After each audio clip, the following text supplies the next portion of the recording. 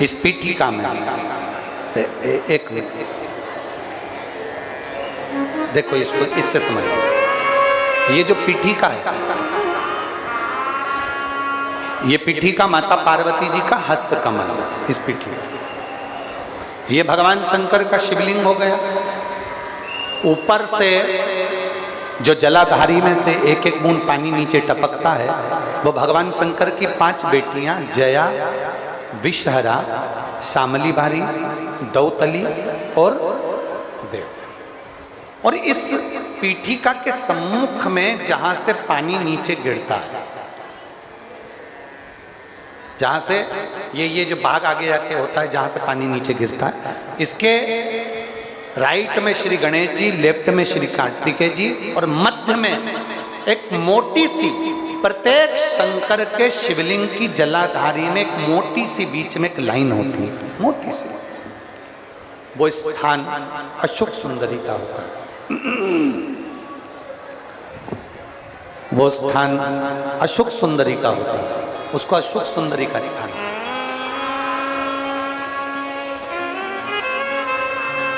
जब विशेष बहुत आपको लग रहा है कि ये कार्य होने वाला नहीं है, और विशेष अगर कोई कार्य और बहुत समय अगर आपके निकल भी गए हो, बहुत समय आपका लग गया और वो कार्य नहीं हो रहा, 5 बेलपत्र अशोक सुंदरी वाली जगह पर जब आप चढ़ाएंगे तो ये डंडी का जो भाग है, ये डंडी का भाग जहां से पानी बहता है, जहां से जल बहता है, उस स्थान की ओर इस डंडी के भाग को रखेंगे।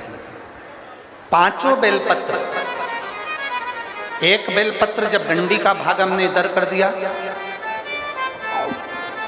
थोड़ा समझ लें अच्छे से, जैसे ये जलाधारी समझ लो, एक बेलपत्र अपन ने रखी, डंडी का भाग जहां से जल बह रहा है उस ओर है। दूसरी बेलपत्र हमने उठाई और दूसरी बेलपत्र की डंडी को मध्य भाग की पत्ती पर, दूसरे नंबर की पत्ती मध्य बीच वाली पत्ती है उस पर, तीसरी बेलपत्र को फिर बीच वाली पत्ती पर, इस तरह से 5 बेलपत्र हमें देवादिदेव महादेव को समर्पित करना चाहिए।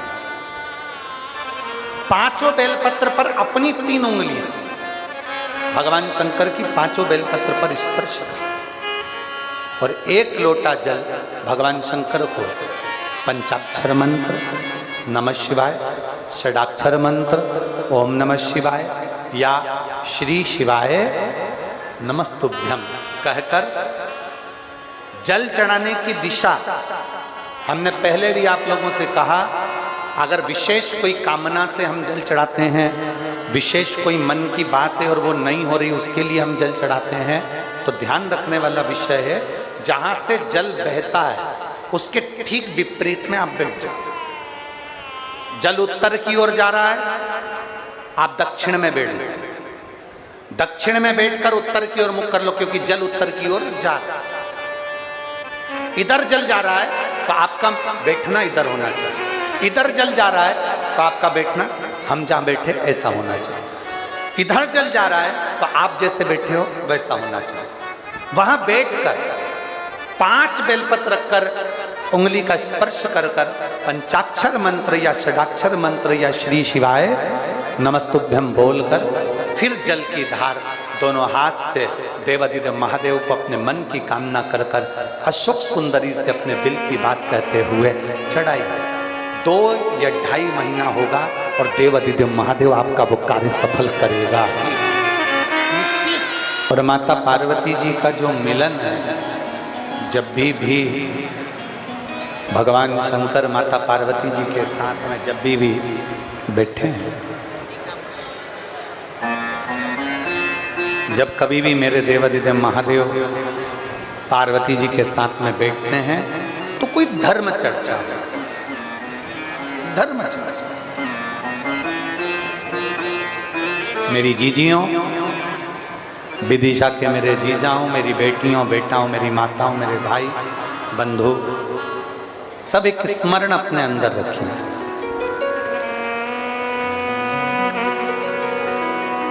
जब अगर कोई अपने पति पत्नी आपस में बैठे हों, भाई भाई आपस में मिल रहे हों, बहन भाई आपस में मिल रहे हों, माता पिता अपने बच्चों के पास में बैठे हों, मिल रहे हों, शिव महापुराण की कथा कहती है व्यर्थ की चर्चा ना कर कर, दूसरों की बात ना कर कर अपनी या अपने महादेव की चर्चा कर। दूसरों की चर्चा नहीं, जितनी कर सकते हो अपनी चर्चा, जितनी कर सकते हो महादेव की चर्चा करो, भगवान की चर्चा करो, भगवान का भजन करो, कीर्तन करो। अब भाई भाई आपस में बैठे हैं और मालूम पड़े व्यर्थ के लोगों की बात करें तो क्यों समय बर्बाद करें। शिव चर्चा करें।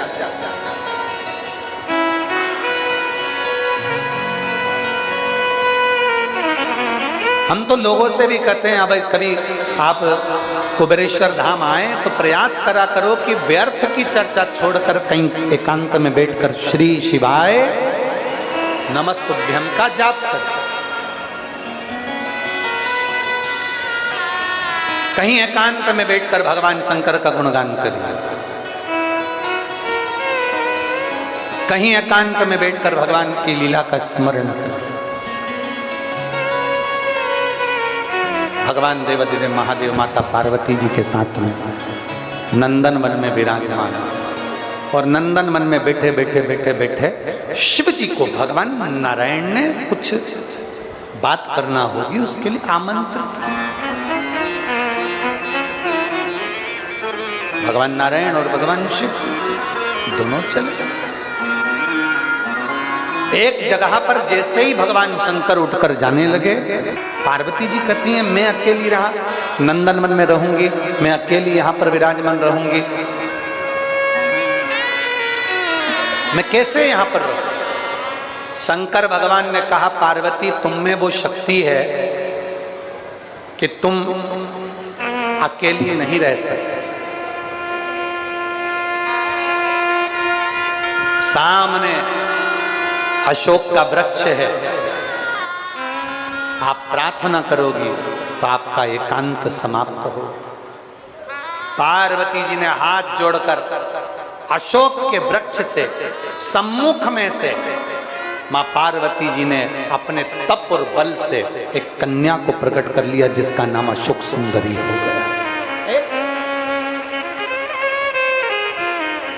कन्या अशोक सुंदरी को प्रकट किया।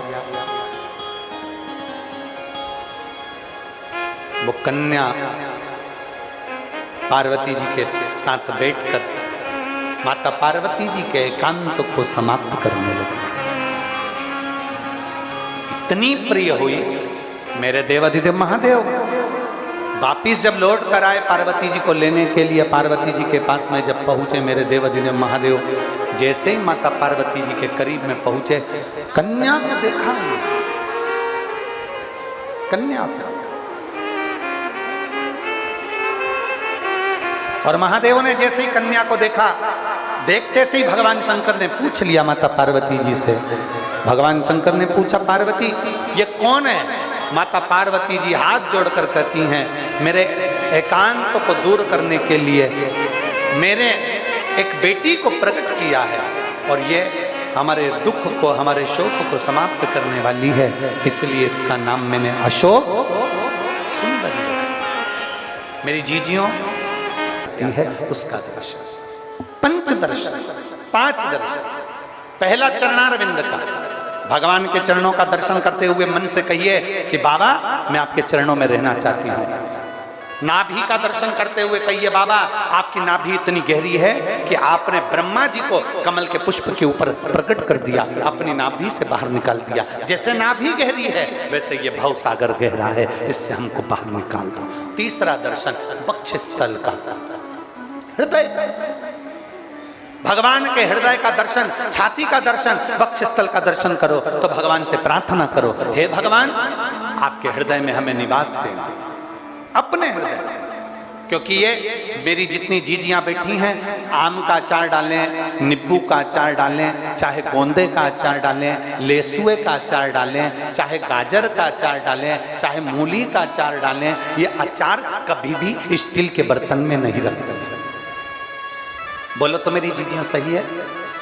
स्टील के बर्तन में अचार नहीं रखती, पीतल के बर्तन में अचार नहीं रखती, लोहे के बर्तन में अचार नहीं रखती, तांबा कांसे के बर्तन में अचार नहीं रखती। मेरी बहनें चीनी कांच की बरनी में अचार को रखती हैं, क्योंकि इनको मालूम है कांच की बरनी में अचार सुरक्षित रहेगा, चीनी की बरनी में अचार सुरक्षित रहेगा।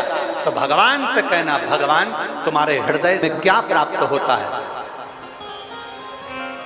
क्या मिलता है, क्या प्राप्त होता है? कहा मंदिर 25-50 करोड़ का बनवा लो, मंदिर 100-200 करोड़ का बनवा लो, मंदिर 1000 करोड़ का बनवा लो, पर मंदिर का पूरा मंदिर बनाने के बाद अगर उस मंदिर पर शिखर नहीं है, वो तांबे का, वो पीतल का, वो शिखर छोटा सा उस मंदिर पर अगर नहीं है, तो वो करोड़ों का मंदिर भी मान्य नहीं है। करोड़ों के मंदिर पर एक छोटा सा शिखर लगा होता है।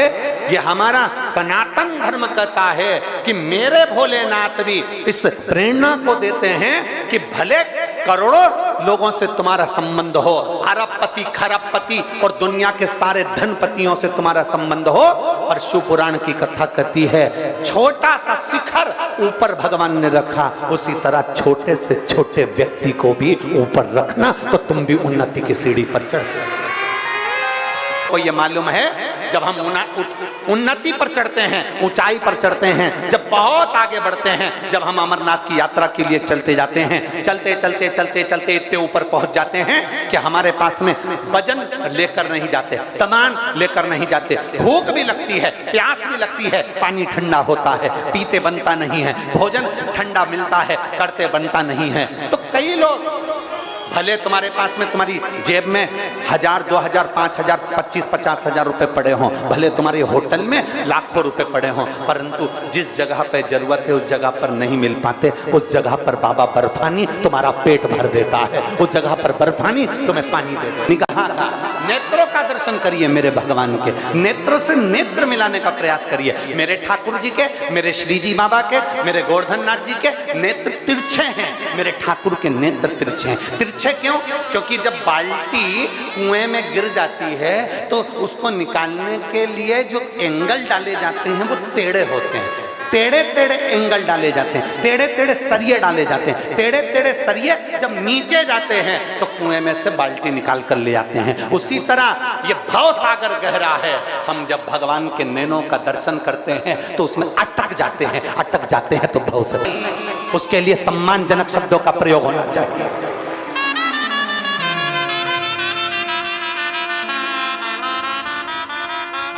सेवा का मूल पहचानो, सेवा के क्रम को जानो। घर में एक विराजित थे तभी